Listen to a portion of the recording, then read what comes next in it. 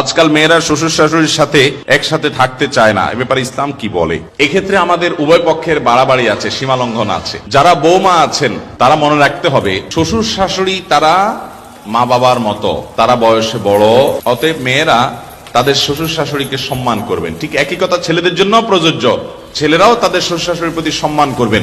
অনেক ছেলেরা আছে নিজের স্ত্রীকে কষ্ট দেয়, শ্বশুর শাশুড়ির প্রতি অসম্মান করে। ঠিক একই কথা মহিলাদের জন্য প্রযোজ্য, অনেক মহিলা আছে নিজের শ্বশুর শাশুড়িকে কষ্ট দেয়।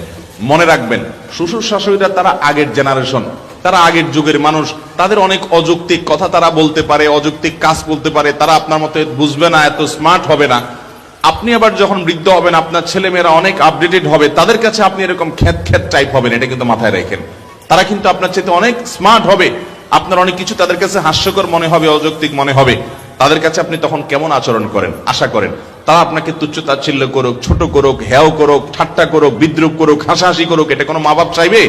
যদি না চান, তাহলে আপনি আপনার শ্বশুর শাশুড়ি, আপনার মা বাবার প্রতি সেরকম আচরণ করেন এবং ভালো আচরণ করেন। শ্বশুর শাশুড়ি যদি খুব বেশি ডিস্টার্ব করেন, খুব বেশি অত্যাচার বিচার করেন, আপনারা কোনো ভালো আলেমের কাছে যাবেন।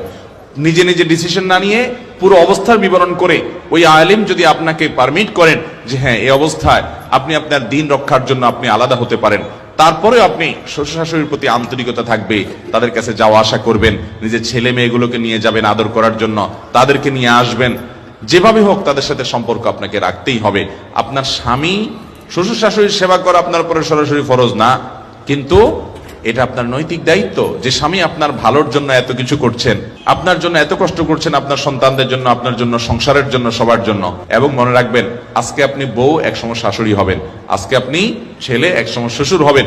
অতএব আপনার পরবর্তী জেনারেশনের কাছে যে আচরণ আশা করবেন, আপনি সে আচরণ তাদের সাথে করবেন। তবে যদি এমন হয় ছেলে মেয়েদের পড়ালেখার জন্য ছেলেটা ঢাকায় থাকে, চট্টগ্রাম শহরে থাকে, তার চরিত্র হেফাজতের জন্য স্ত্রী কাছে থাকা দরকার, বিয়ের উদ্দেশ্য সেটা, তাহলে মা বাবারও মনে রাখা উচিত যে তাদেরকে তাদের সাথে থাকতে দেওয়া উচিত, বাধা দেওয়া উচিত না সারা জীবন। অনেক মা বাবা আছে বৌমাকে মোটেই ছাড়তে চায় না, এমনকি কাজের মহিলা বানায় রাখে, এটা ঠিক না। মেয়ের মতো স্নেহ শ্বশুর শাশুড়িও করতে হবে, আবার শ্বশুর শাশুড়িকেও মেয়েরা যথেষ্ট যত্ন সোহাগ করতে হবে। ডক্টর খন্দকার আব্দুল্লাহ জাহাঙ্গীর বলতেন, আমরা সবাই অধিকার সচেতন, আমরা কেউ কর্তব্য সচেতন না।